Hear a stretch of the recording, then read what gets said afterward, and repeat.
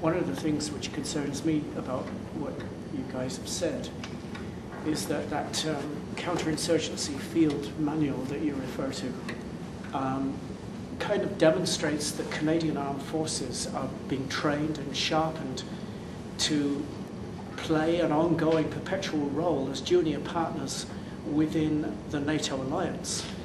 But the really thing which really gives me a lot of concern is that what we're seeing now is the globalization of NATO. Like Afghanistan is the first time that NATO went to war outside the European theaters, and there's reasons for that. Because the global NATO, I think, is an important part of the long-term American national security strategy.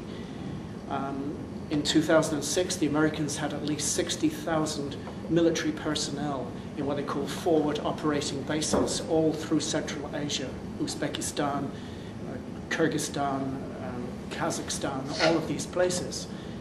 And part of that, we know, is their interests in protecting oil and natural gas pipelines going through Georgia, and the possibility of a pipeline being built from Turkmenistan through Afghanistan to Pakistan. And that's a natural energy corridor which the Americans would want to concern themselves with.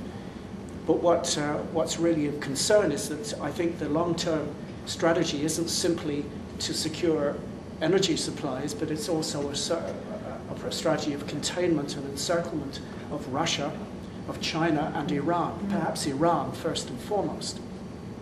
And the reason I say this is that Russia and Putin right now is, and I think this is not pretense, is deeply concerned about the American proposal to have rocket emplacements in Poland and the Czech Republic. And this is the beginning of an arms race. It's the reheating of a problem that we thought may have gone away after the Cold War, which is resurfacing and has the potential to become like really lethal.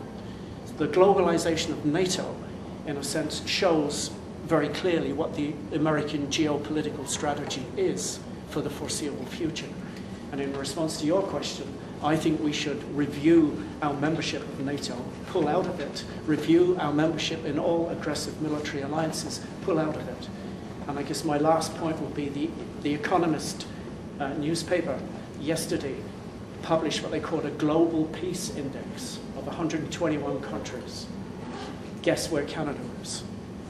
Any takers? Out of 121. The global peace index is made in internal and external factors, the kind of peace we have inside and how we contribute to peace or war on the outside. Where do you think Canada is out of 121? 8. Norway was number 1. The United States is 97. And I would personally like to see us take actions which would result in Canada displacing Norway as being number 1 on the global peace index.